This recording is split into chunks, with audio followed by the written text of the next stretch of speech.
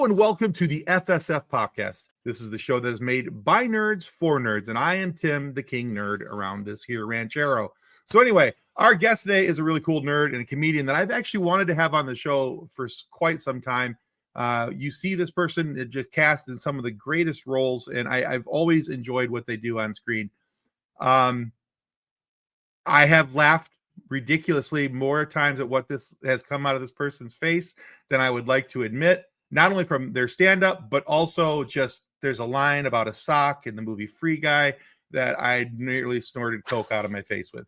Anyway, you've seen him in shows like Lemony Snicket. It's a series of unfortunate events. I already mentioned Free Guy. There's Stranger Things, Reservoir Dogs, there's Fallout. That's just naming a few of them. He's also an author, a game creator, a co-host of a podcast named Not Rocket Science. There's a whole bunch of other really cool stuff.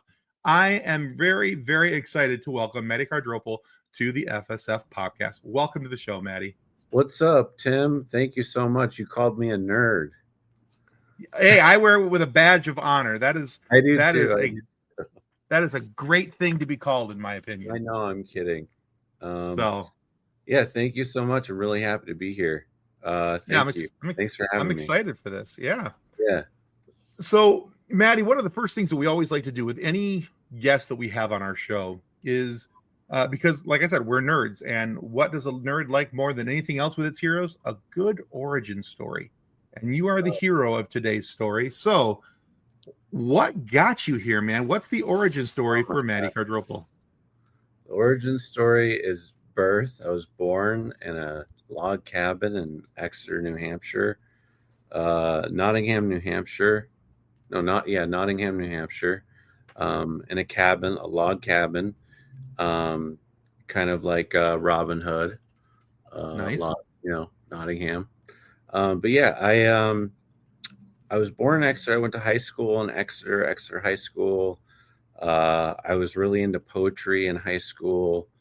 I was a class clown. I would goof around in poetry class. I would get in front of the class and say oh, I'm going to read a poem. And then I'd be like, oh, where's my poem? And I'd pull it out of my shoe and read it.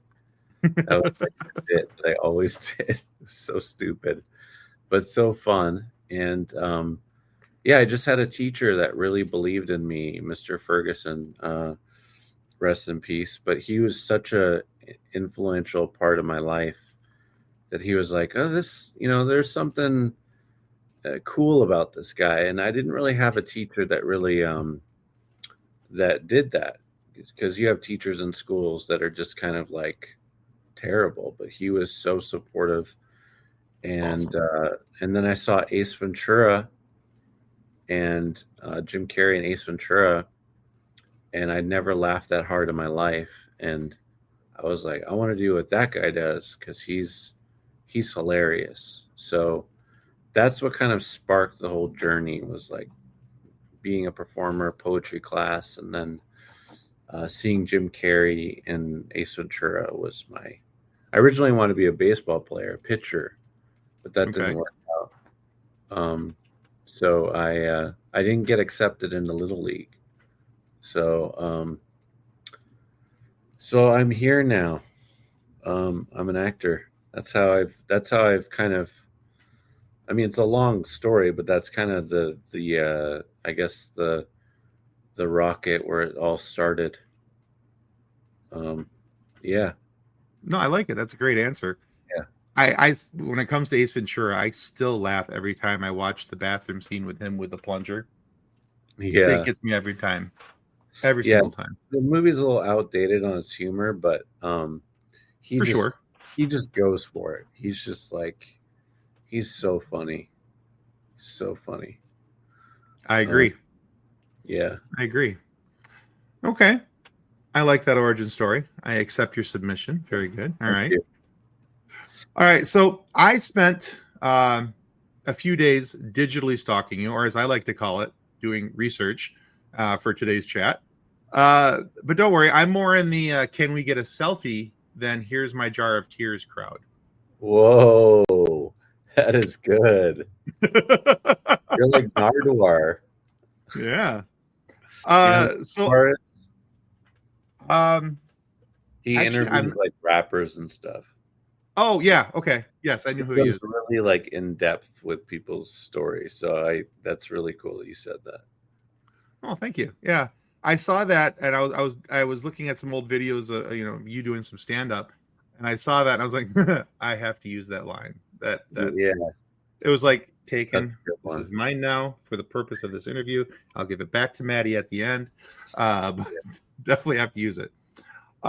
So anyway, during the course of my stalking or research, I noticed that you got yourself a little bit of a heart tune-up back in March. How you doing? You doing okay? Oh yeah, yeah. I'm good. I'm healthy.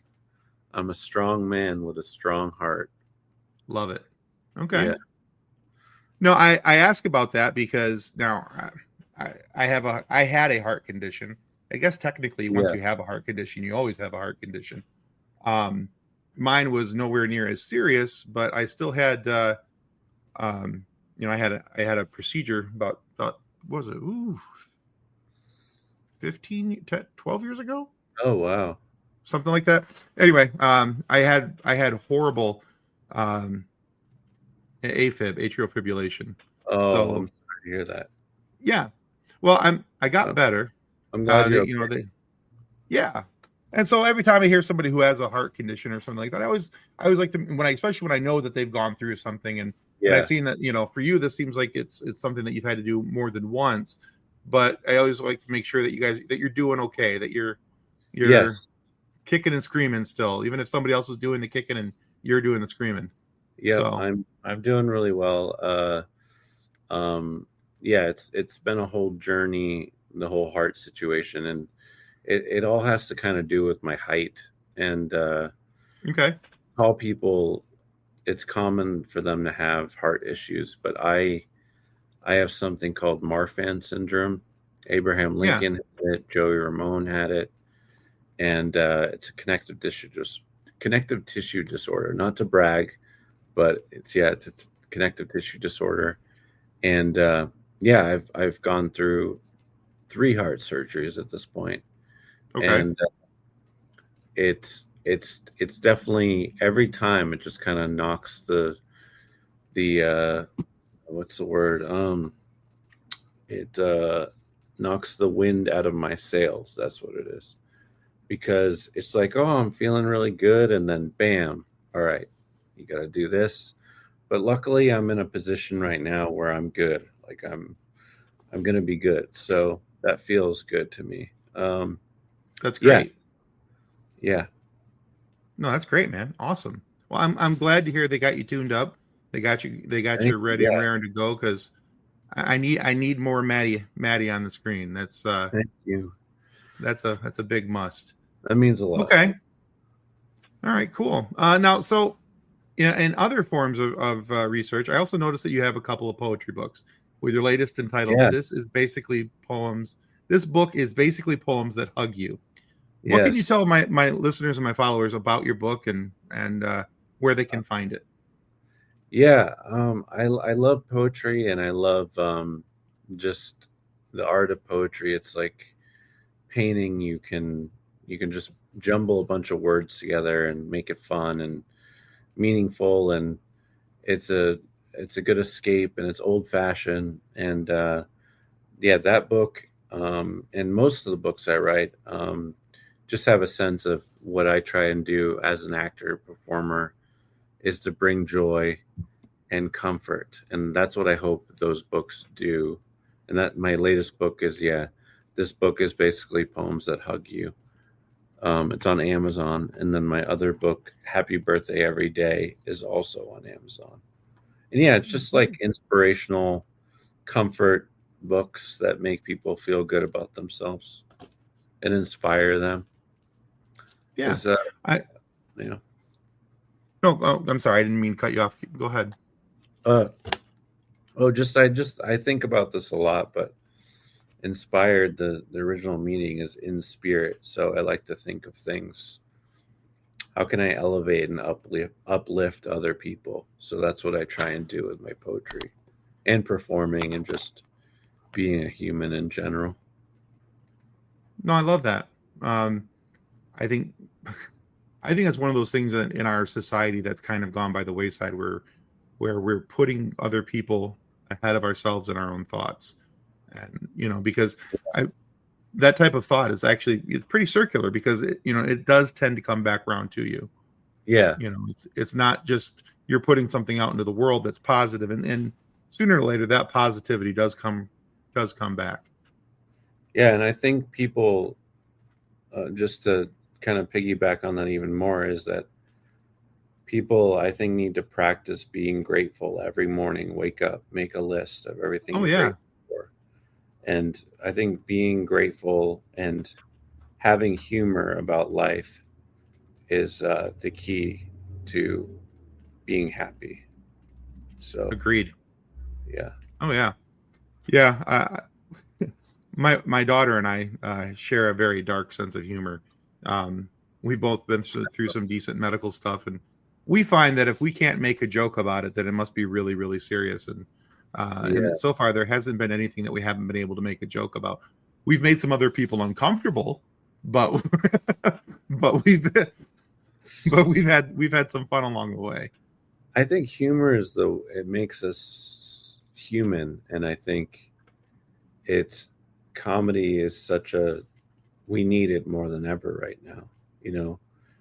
Yeah, Like people should try and go out of their way to try and be funny and just lighten the mood and roast each other and just for be, sure. you know. Yeah, absolutely. Yeah, I think the more that we take things a little less seriously, the more we're all going to enjoy life. I mean, we've only got so many circles around the sun. We might as well enjoy them while we have them. it's true. I mean, you know it, and I know it more than anyone. So Yeah, absolutely, we're happy to be here. for sure. Yeah. Okay, so Matty, you've had some really great roles in shows and movies over the years, playing a whole variety of really fun characters, and Thank, you've been very entertaining to my family and I. And so, thank, first off, thank you for all your hard work of on your course. shows and what you've done. But what's your process for learning a character and making them come to life? Do you have a different process for live action versus voice work? My process is, and I learned this in acting school, from a great coach. I've had several coaches and acting teachers along my journey, and the first one was Rick Podell at the Beverly Hills Playhouse, and he always taught me sense of truth. Am I being truthful with this character? Does it look normal coming out of my mouth? Does it look funny? And then I had another acting coach who I work with still today, Tyler. He just encourages me, you're enough, you're enough. And I really try and take that in, because it's so true. Like, you can put yourself out there as much as you want, but maybe people won't accept it, and that's okay. As long as at the end of the day, if you're being you and having fun, then that's what matters. And if you're putting the best work you can forward, then you're golden. You'll have a successful career in acting. If anyone wants to be an actor out there, that's the key. Nice. Yeah. Yeah, that's awesome advice, and it's actually what I try to do here with this. I think when from the outside looking in, I think for a lot of people, when they think about an actor, they think that, or at least I think I did, at least before I really got into an opportunity to interview people and talk with people about what they're doing and how they're doing it and what it means to actually be an actor. It's just that, you go out there, and yes, it is acting, but there's Yeah. still, I don't think you really realize how much of the person they're pouring into these roles in order for them to come alive, and for them to be realistic, and for them to mean something to us, the viewers. Yeah. I think the perception for me anyway was that this was something that was easier done than what it is. And then the more I've talked with folks, over 230 something interviews here on this show, and another 115 on my other show, is that we've got you've got something that where there's far more to it than just showing up, spitting out a few lines and calling it a day. It's not just playing dress up with line rehearsal. Yeah. So just as an actor, my technique and how I prepare is, just having a sense of truth, and just having fun. Honestly, the key to, we're actors. You got to have fun. Like, if you're not having fun, then it's not going to come across the other person. So, okay. Yeah. So let me ask you this: you talked about having truth to your character. So out of all the characters that you've played, is there a character that you had difficulty finding the truth for that character, for you to be able to bring that character to life, where it was just like, I don't know how I'm going to do this. I don't know how I'm going to press forward. How do I make this character reality? Yeah, that's a really good question. For sure. I think sometimes I'll get auditions and things where characters will be really just like mean or harsh or violent or things like that.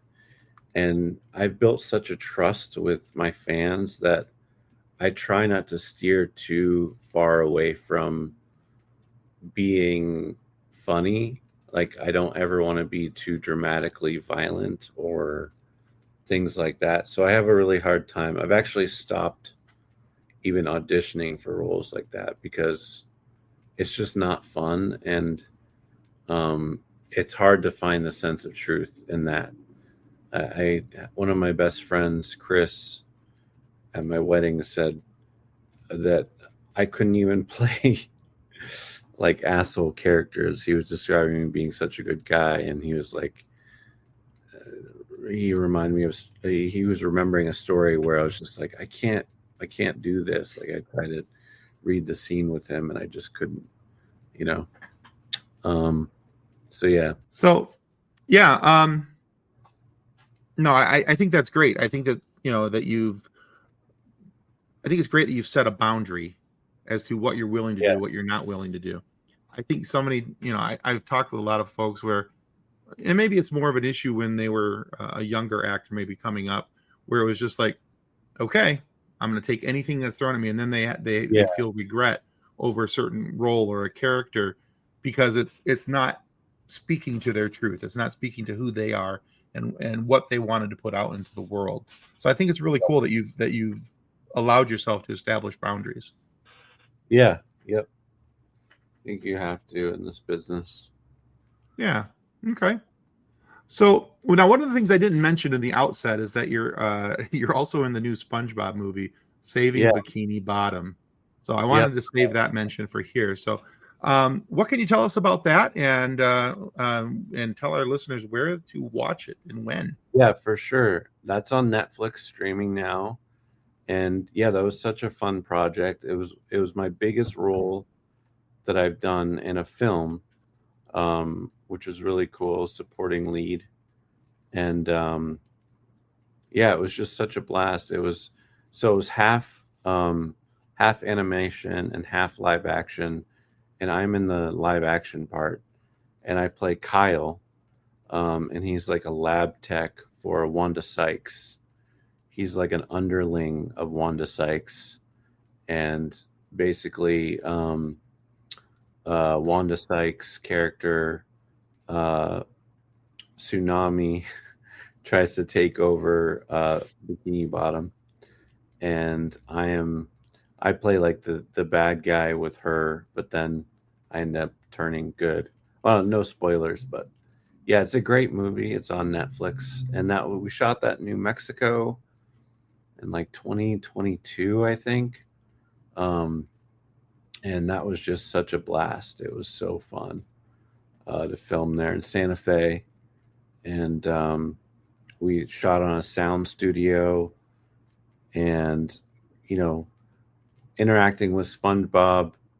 I had to hold these little SpongeBob figurines with green screen and place them in a certain place.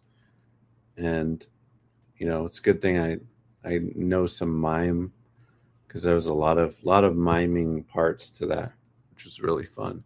But yeah, it's on Netflix, called it's called Sandy Cheeks Saving Bikini Bottom.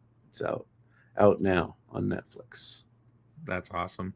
Yeah. I saw the trailer I saw for it is the one where you and I don't remember who you're speaking with, but then Wanda comes in and you guys are both like, but you're kind of freaking out a little bit, but yeah, it was fun.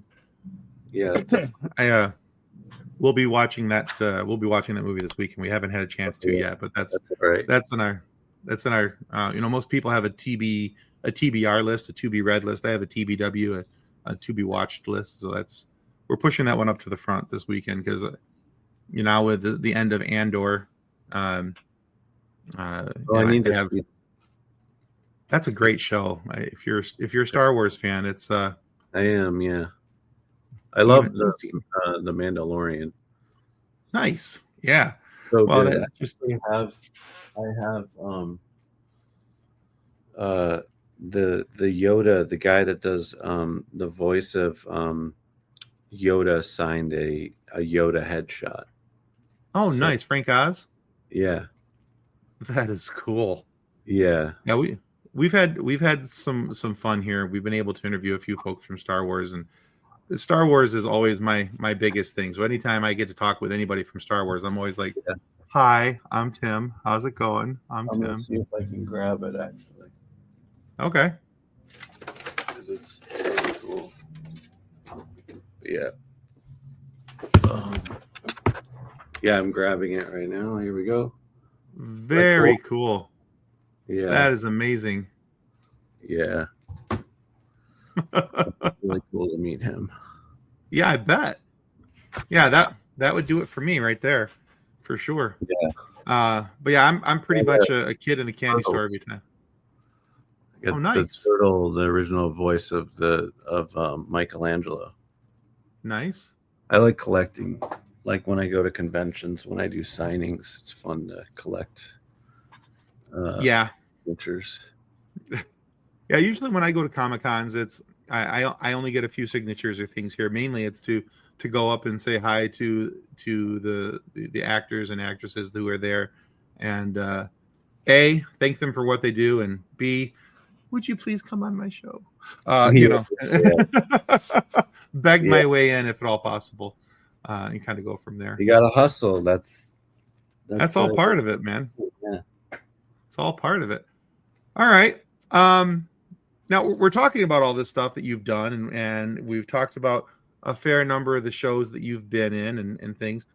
You've had an opportunity to dip your working toes into some really great nerdiverses out there, and things where people out here on this side of things go, "Oh man, that's a really cool show." I think of like Fallout, Stranger Things, Lemony Snicket. It's just right off the top of my head. Those are a couple of the quick hitters. But is there a nerdiverse out there that needs to get itself some Matty? What's the dream role for you where you're like, man, I couldn't pass this up if I tried? Star Wars would be incredible. Star Wars, yeah, The Mandalorian, anything like that. Any kind of, I feel like I could do really well in like a comedic movie about aliens, something along those lines, like a Spielberg movie.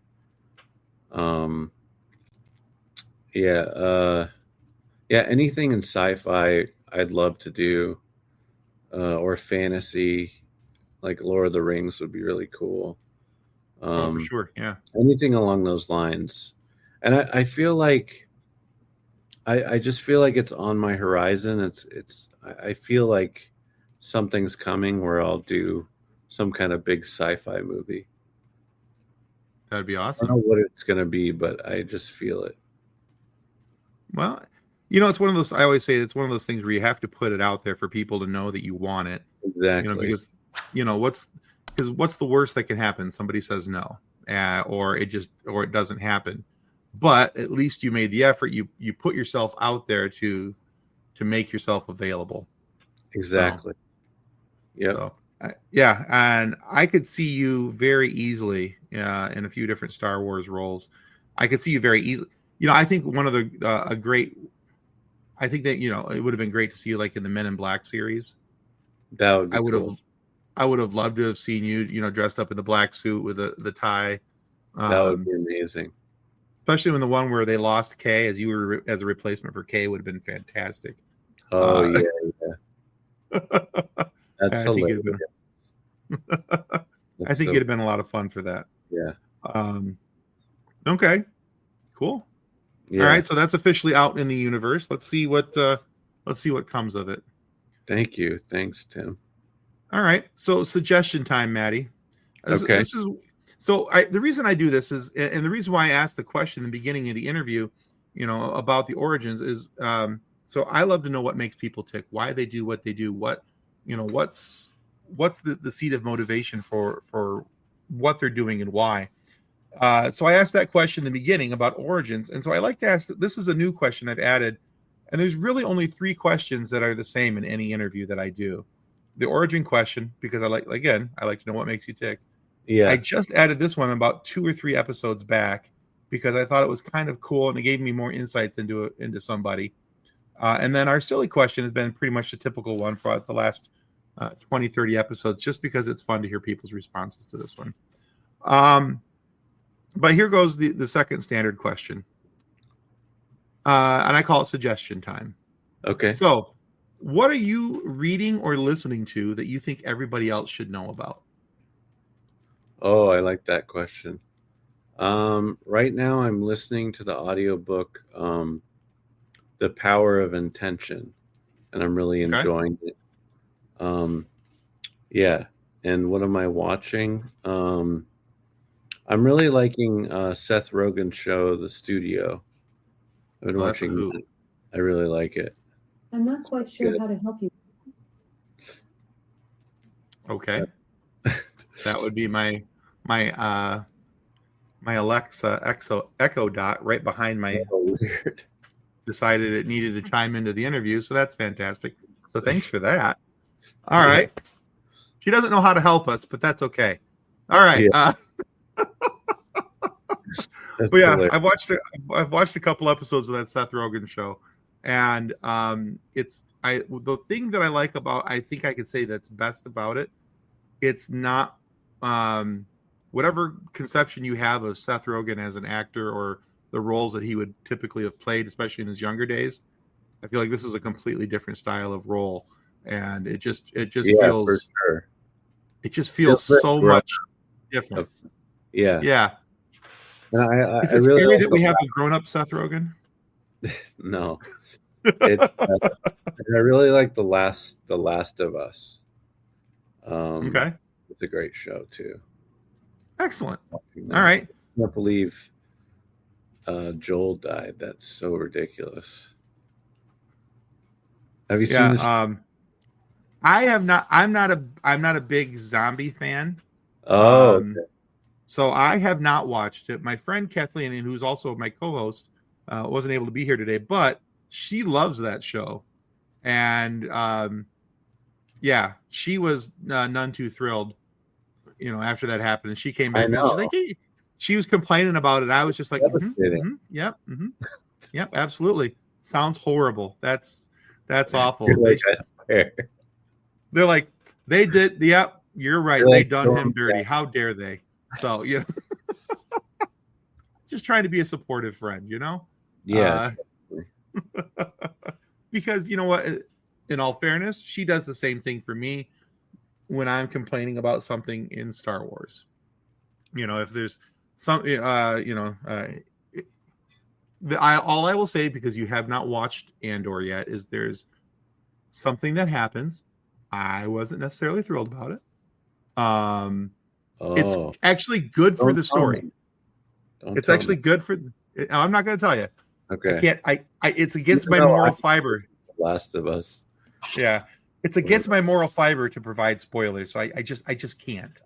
Yeah, that's cool. It's good for the story, what happens. But yeah. So anyway, it's towards the end of the second season. You'll figure it out pretty quickly when it happens. So it's pretty obvious. I'll just leave it at that. Okay. You can message me later and be like, "Ha, totally figured it out." I will. Yeah. All right, Matty. We have reached the point where we need to ask you our silly question. Okay. Now how this gets, it's not all that silly. We just like to call it a silly question. Now, the reason why this came up is like I said, I have a co-host named Kathleen, and her and her daughter were out and about. Somebody asked her daughter this question, but not her. And Kathleen was like, "How rude. Everybody should get asked this." I have an answer for this too. So that question is, Matty, Yeah. what's your favorite dinosaur? Oh. My favorite dinosaur. I love this question. It would, gosh, I think it would have to be a T-Rex. They just look so cool. Mm-hmm. Or a Stegosaurus. Nice. I'm tied between a T-Rex and a Stegosaurus. Nice. Yeah. Every time I think about a T-Rex, though, I think of two things. Number one, I think of Ryan Reynolds in Deadpool. Everybody fears the T-Rex. Yeah. And then my mind immediately goes to the animated movie from Walt Disney called Meet the Robinsons. Oh yeah. I got a big head, little arms. Anyway. Yeah.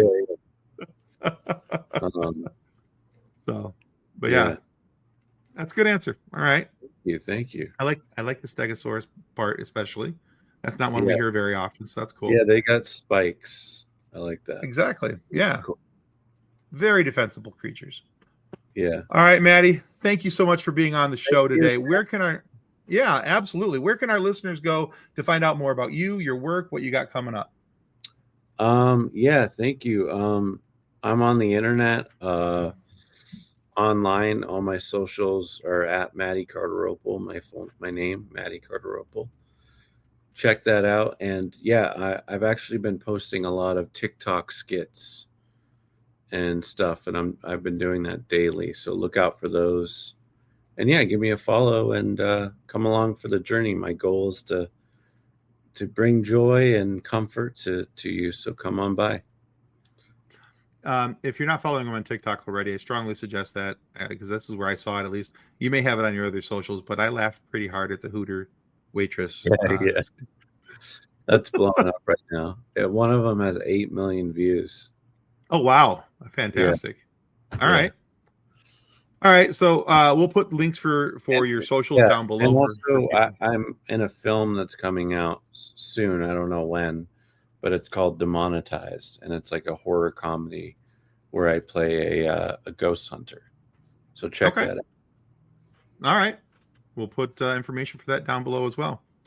All right. And guys, if you haven't already, now is a prime time to remind you to follow our show here on YouTube, because that's the most important thing you can do to ensure that we get more amazing guests like Matty here today to have these great conversations. And now please consider following our show, but make sure, most importantly, that you go follow Matty on his socials, because he's got way cooler stuff. Yeah, he's got way cooler stuff than I got, but go check him out. And you'll be extremely thrilled with what he's got going on over there as well. So to everyone out there in the world, out in the Nerdiverse, who is checking out the show today, thank you for watching. Thank you for listening. Thank you to Matty for being on the show. And may the force be, absolutely. May the force be with you as you continue. With you. Yeah, as you continue to live long and prosper. And prosper. Goodbye. Copyright 2025 FSF Podcast. Reference any specific product or entity mentioned on this podcast does not constitute an endorsement or recommendation by FSF Podcast. The views expressed by guests are their own, and their appearance on the program does not imply an endorsement of them or any entity they represent. If you have any questions about this disclaimer, please contact us via email at info@fsfpodcast.com.